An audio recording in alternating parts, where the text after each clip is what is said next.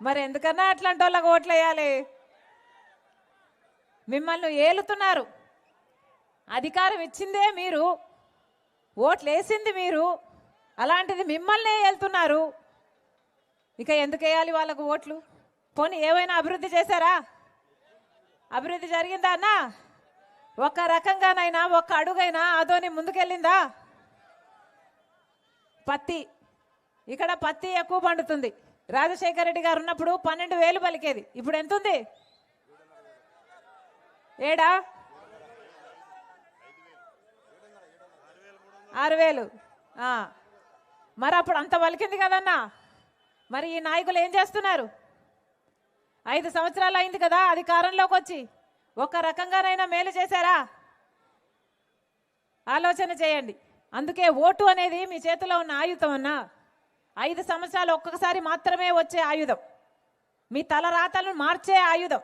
మీ తలరాతే కాదు, మీ బిడ్డల భవిష్యత్తు, వాళ్ళ తలరాతలు కూడా మార్చే ఆయుధము మీ చేతిలో ఉన్న ఓటు. అందుకే మంచి వాళ్ళకు ఓటేయండి అని అడుగుతున్నాం.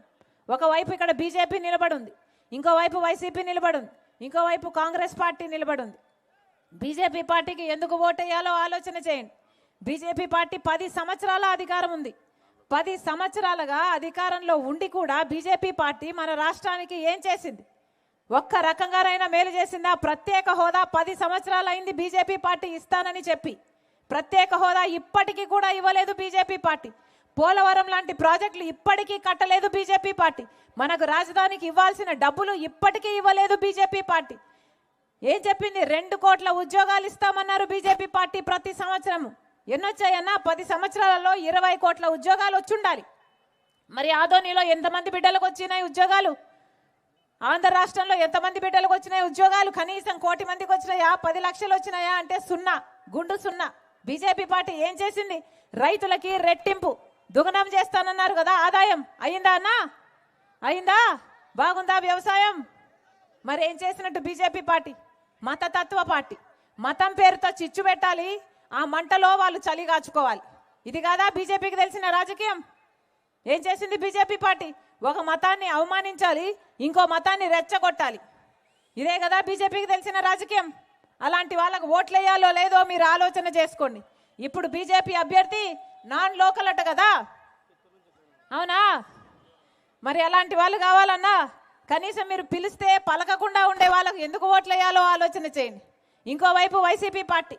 వైసీపీ పార్టీ 5 సంవత్సరాలు అయింది కదా గెలిపించి, ఏం చేశారన్నా? ఒక్క రకంగానైనా మేలు చేశారా? కనీసం పత్తికి రేట్ వస్తుందా? స్పిన్నింగ్ మిల్స్ తెరిపిస్తానన్నారే, టెక్స్టైల్ పార్క్ పెడతామన్నారే, ఔటర్ రింగ్ రోడ్ అన్నారే, ఒక్కటంటే ఒక్క మాట అయినా నిలబెట్టుకున్నారా? పెద్ద పెద్ద పరిశ్రమలు తెస్తామన్నారే, బిడ్డలకు ఉద్యోగాలు తెస్తామన్నారే, ఒక్కడైనా ఒక్క రకంగానైనా ఒక్క మాట అయినా నిలబెట్టుకున్నారా? 5 సంవత్సరాలు అయింది ఓట్లేసి, 5 సంవత్సరాలు అయింది ఓట్లేసి, 5 సంవత్సరాలుగా ఏ ఒక్కటి చేయలేదు. 5 సంవత్సరాలుగా ప్రజలకు ఉపయోగపడేటట్టు ఒక్కటి చేయకుండా ఈ 5 సంవత్సరాలు ఏం చేశారయ్యా అంటే పెద్ద పెద్ద కోటలు కట్టుకున్నారు, రాజుల్లాగా బతికారు.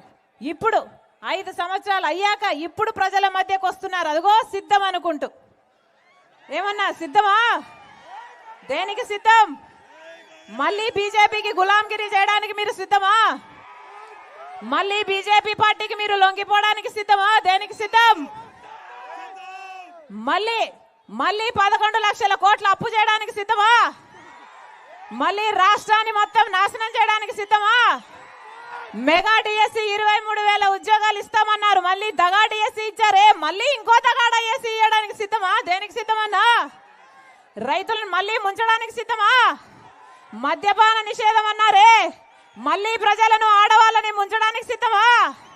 దేనికి సిద్ధమన్నా? సిద్ధమా? మేము కూడా సిద్ధం, మేము కూడా సిద్ధం, మేము కూడా సిద్ధం. మిమ్మల్ని గద్దె దించడానికి మేము సిద్ధం, మిమ్మల్ని గద్దె దించడానికి ప్రజలందరూ సిద్ధం.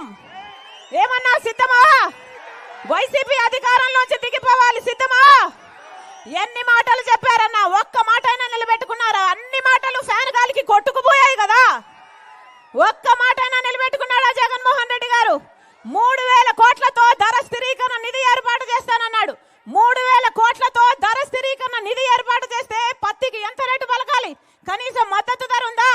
కనీసం డ్రిప్ వేసుకుందామంటే డ్రిప్కు సబ్సిడీ ఉందా? కనీసం పంట నష్టపోతే పంట నష్టపరిహారం ఉందా? ఇదా రాజశేఖర రెడ్డి గారి వారసులు చేసేది? వీళ్ళ రాజశేఖర రెడ్డి గారి ఆశయాలను నిలబెట్టేది? ఒక్కసారి ఆలోచన చేయండి. రాజశేఖర రెడ్డి గారు యువకులను నెత్తిన పెట్టుకున్నారు. ఏది కావాలంటే అది చదువుకోండి, ఫీజు రియంబర్స్మెంట్ అని చెప్తే జగన్మోహన్ రెడ్డి గారు ఏం చేశారు? 2,30,000 ఉద్యోగాలు ఖాళీగా ఉన్నాయి, అధికారం లేకొచ్చిన వెంటనే అవన్నీ భర్తీ చేస్తానన్నాడు. 5 సంవత్సరాలు చేయలేదు. ఈ రోజు వరకు కూడా 2,30,000 ఉద్యోగాలు అలాగే ఖాళీగా ఉన్నాయి. 5 సంవత్సరాలు ఏం